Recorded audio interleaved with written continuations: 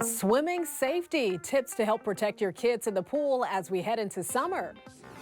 Making history with their new house, the record amount JayZ and Beyonce paid for their new Southern California home.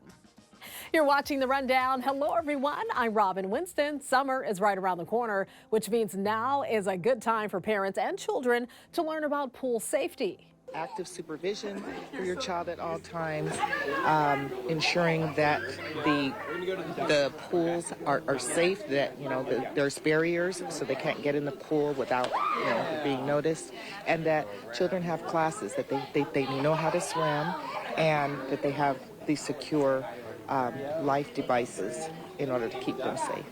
Our team from Telemundo 52 visited a backyard pool in San Bernardino. Lifeguards and the fire department were there to teach parents and kids about pool and water safety. It's always good to learn. We are going into the 4th week of the Hollywood writers' strike, and protesters sent a message to the CEO of one of the largest entertainment companies.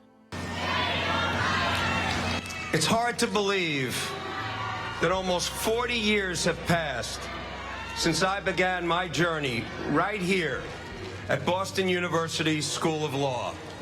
The CEO of Warner Brothers Discovery did not get a warm welcome when he took the stage for a commencement address at Boston University over the weekend. Many students booed David Zaslav, and others shouted, "Pay your writers." In a statement, Zaslav said that he's immensely supportive of writers and hopes the strike is resolved soon.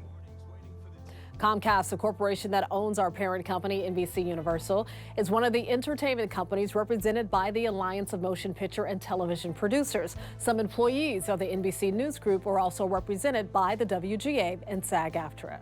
Now it's time to check in with meteorologist Belen de Leon to see if it's safe to put away our umbrellas.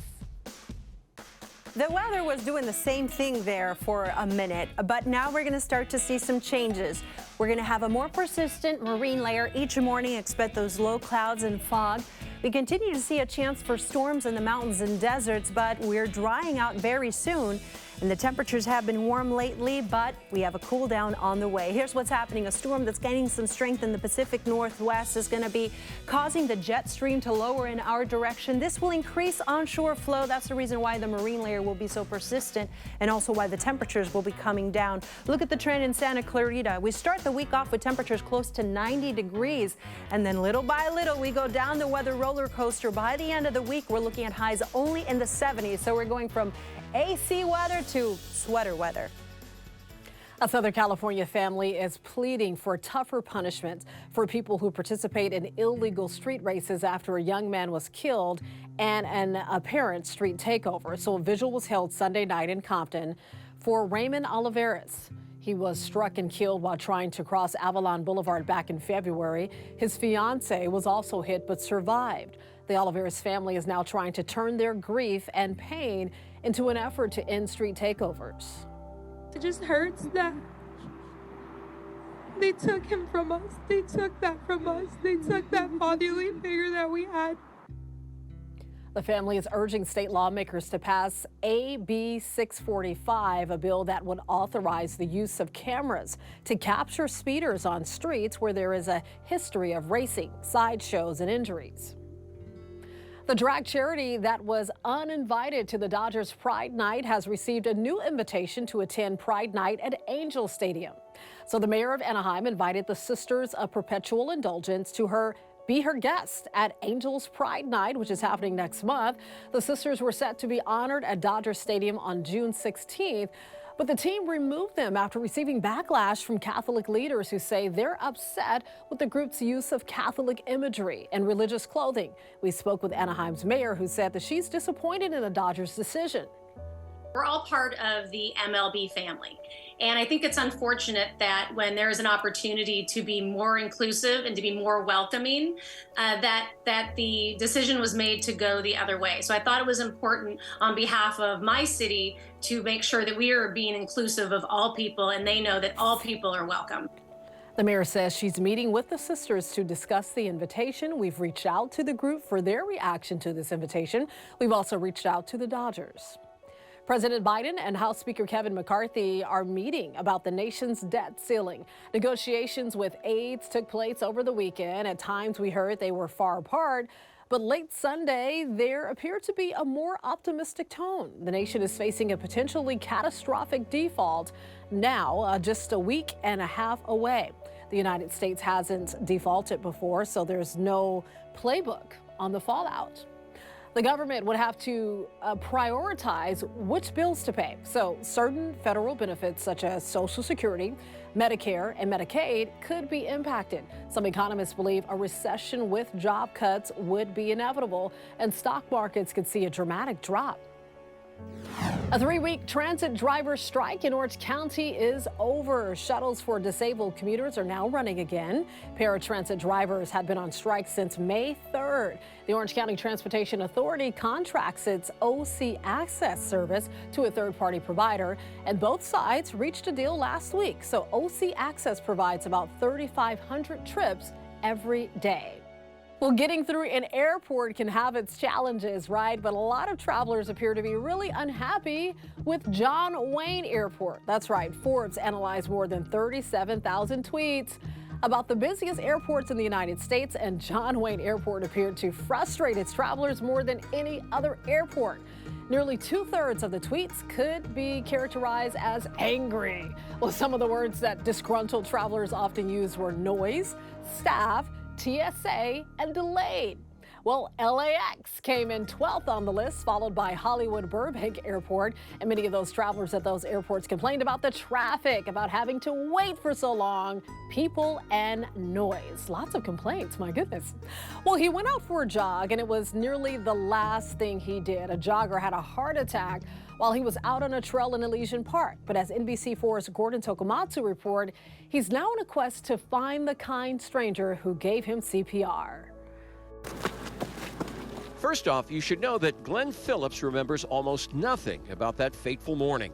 His account of the day he almost died on this Elysian Park trail comes almost entirely from the first stranger who spotted him. You don't remember falling? You don't remember clutching your chest? I don't, no. The stranger, we'll call him 911 Guy because he immediately called for help, was busy letting firefighters know where they were.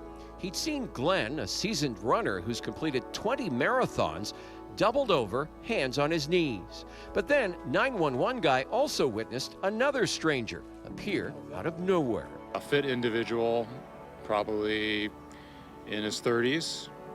That's about it. I don't, this person's very mysterious. That man, we'll call him CPR Guy, immediately started chest compressions, mouth to mouth. When paramedics took Glenn off that hill, he was in bad shape, but alive. How bad? Well, at Glendale Memorial Hospital, doctors gave him an emergency angioplasty. He'd suffered full cardiac arrest. And then a cold-induced coma to combat any potential brain damage. He spent 3 days there and now has a stent in a vein near his heart. 911 Guy humbly declined the spotlight, says Glenn. But what about CPR Guy? Glenn says he sort of disappeared. Why is it so important to you to make that connection? The guy saved my life. Glenn posted a flyer on the trail asking if anyone knows who the guy is. He told us in a world that seems kind of cold sometimes, he was surrounded by humble heroes who did the right thing. And that's important to him. It's a good message that there are people out there that do care. And all he wants to do is tell CPR Guy thanks. Hopefully they find him so he can say thanks.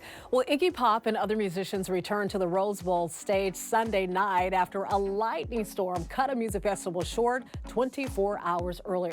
So a weather warning at the Cruel World Festival caused an abrupt stop to performances on Saturday night. Yeah, the venue was evacuated just as some big names were about to take the stage. But the festival honored the previous night's passes and the show went on without any problems Sunday night. Hopefully folks had fun. All right, JayZ and Beyonce broke a real estate record in California. TMZ says the Carters paid $200 million for a concrete compound near Malibu. Wow. It's beautiful. It's the most money ever paid for a home in California. The previous record was held by their new neighbor, a venture capitalist who bought the home next door for $177 million back in 2021. The mansion is mostly made of concrete and glass, and the property was never listed on the market. Instead, it was quietly offered at $295 million to a very select group of buyers. All I want to know is, can I come over and hang out? No? Okay, fine. A golf instructor from Mission Viejo is taking the golf world by storm. Michael Block is the head golf pro at a Royal Trabuco Golf Club. It's been a Cinderella week for him at the PGA Championship. So he was in the top 10 heading into Sunday's final round when he hit a hole-in-one. Michael said he didn't even realize what happened until he saw his playing partner, Rory McIlroy, who also happens to be one of the best golfers in the world, walking toward him. And he's got his hands out like this. I'm like, why is Rory trying to hug me? I go, well, the only reason in the world that Rory's going to give me a big hug is because the ball went in the hole. And he goes, it went in the hole. And that's end of story. Unbelievable. Unbelievable. Check out the reaction from his home club in Mission Viejo. The crowd is going wild. So the fairy tale doesn't end there. He actually received a sponsor's invite to play at the Charles Schwab Challenge in Texas.